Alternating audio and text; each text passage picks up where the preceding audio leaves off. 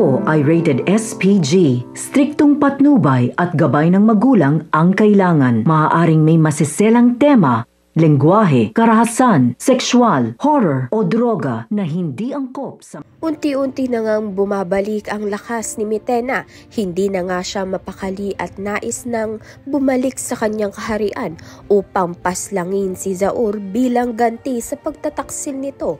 Sa kabilang banda naman nga, sa wakas nga ay nakabalik na si Tera, kaya naman nga tuloy-tuloy ng kanilang pag-iensayo ni Pirena sa nalalapit na laban. Agad silang nagtungo sa aklat upang alamin ang susunod na hakbang na dapat nilang gawin laban sa nalalapit na panganib. Ayon nga kay Imaw, hinding-hindi nga magsisinungaling ang aklat, kaya naman nga kinikailangan nila ng gabay dito. Ngunit hindi pa rin buo ang tiwala ni Flamara kay Dea. Sa paningin niya ay si Dea ay nananatiling kaaway.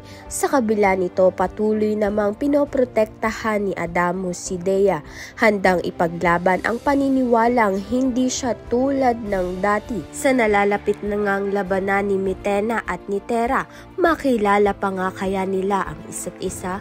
Kaya naman nga't yan at iba pa ang dapat nating pakaabangan. Maraming salamat sa iyong panonood.